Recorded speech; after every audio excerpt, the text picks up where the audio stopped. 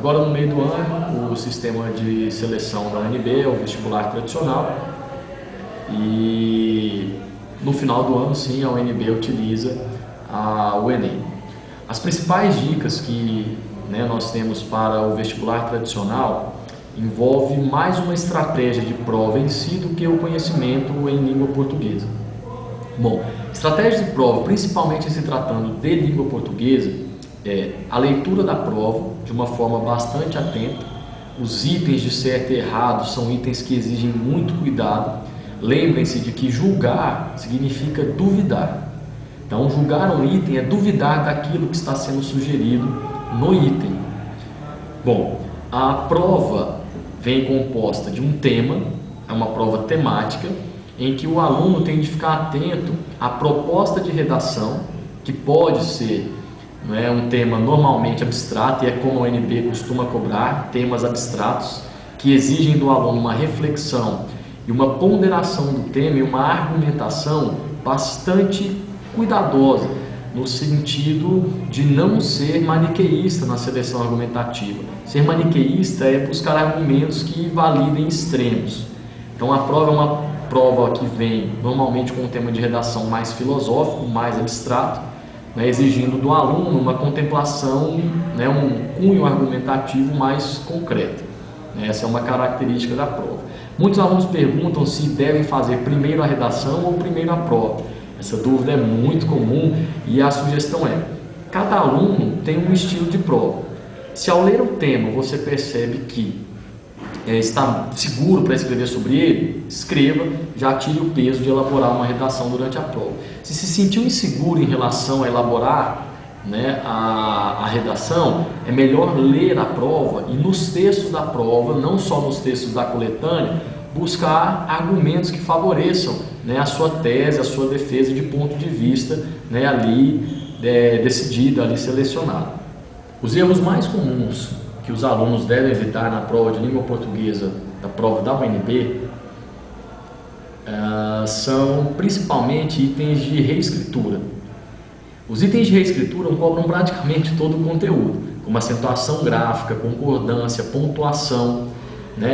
Nas provas mais recentes, a inversão de termos, a inversão de estruturas gramaticais tem sido muito cobrada pela questão tanto da concordância quanto da pontuação. Então, ao inverter um termo, é gerada uma mudança de sentido, é exigida uma vírgula em um determinado cenário. Então, para isso, um erro muito comum que deve ser evitado, principalmente na prova de língua portuguesa, é observar se nesses deslocamentos o termo deslocado, quando na função de adjunta adverbial, possui 3 ou mais palavras. Então, para a língua portuguesa e para a banca CESP, a banca avaliadora CESP, quando a adjunta adverbial tem 3 palavras ou mais, ele é considerado longo, o que faz que a vírgula seja obrigatória. Quando a adjunta adverbial tem 2 palavras ou menos, é considerado uma adjunta adverbial curta e a vírgula se faz facultativa. Essa é uma dica bastante valiosa. O que o aluno não pode deixar de estudar são as relações sintático-semânticas.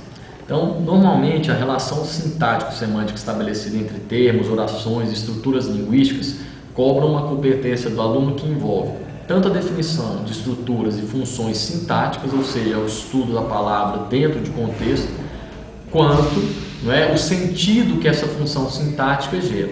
Um elemento muito cobrado é o adjetivo, uma função morfológica que pode desempenhar 2 papéis sintáticos, que é o adjunta de nominal e o predicativo, seja ele do sujeito ou do objeto. Esses 2 termos assumem características muito peculiares na língua, então são termos que chamam a atenção. O papel que o adjetivo exerce ao modificar um substantivo, dependendo da posição em que esse adjetivo aparece, é substancial. Quando se diz, por exemplo, o professor pobre chegou, pobre nesse contexto tem valor de sem recursos financeiros.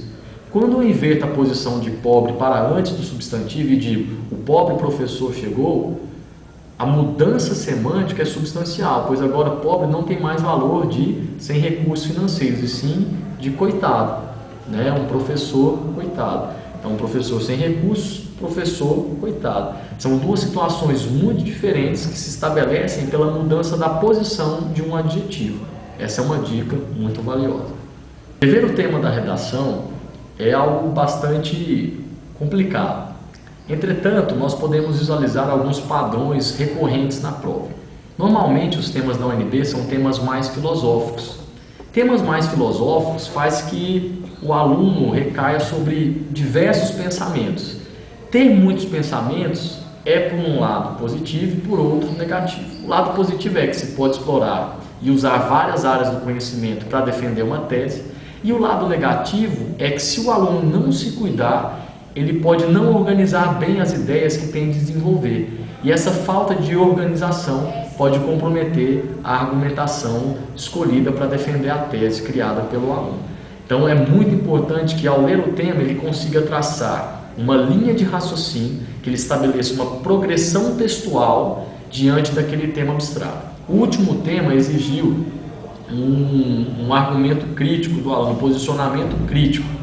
E foi um tema um tanto quanto peculiar, uma vez que não tinha essa linha abstrata que o UNB costuma cobrar, né? Então a dica é, com temas mais objetivos, trace muito bem, selecione a sua tese, faça um tópico frasal para introduzir essa tese e desenvolva com bastante carinho, com muito cuidado. Use ideias secundárias que defendam a ideia principal, né, que vem por meio desse tópico frasal, e garanta uma boa argumentação. Temas como o cinquentenário da ditadura militar, né, as manifestações no ano passado, a mobilização social, questões de saúde, de educação, são temas sempre muito em voga e que merecem a nossa atenção. O tipo de redação mais cobrado na UNB, cara, é a dissertação. O objetivo da maioria dos vestibulares do país atualmente é cobrar a competência argumentativa do candidato.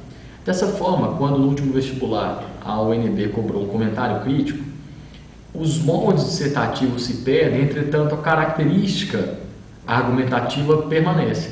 Na dissertação é exigida uma impessoalidade que não é necessária em um comentário crítico, quando o aluno pode aparecer naquele comentário e deve obrigatoriamente usar os textos da coletânea. Numa dissertação, não necessariamente você precisa usar os textos da coletânea, pois são textos motivadores. Quando a ideia não fica muito bem clara para o aluno, um recurso é se apoiar nos textos da coletânea, mas nunca se prender somente a eles, sempre expandir a ideia apresentada lá, não é? Então, a estrutura textual é basicamente a mesma, né? Entretanto, há uma interação maior entre o escritor e o próprio texto, o que não pode ocorrer na dissertação, uma vez que é um gênero que exige do candidato a impessoalidade.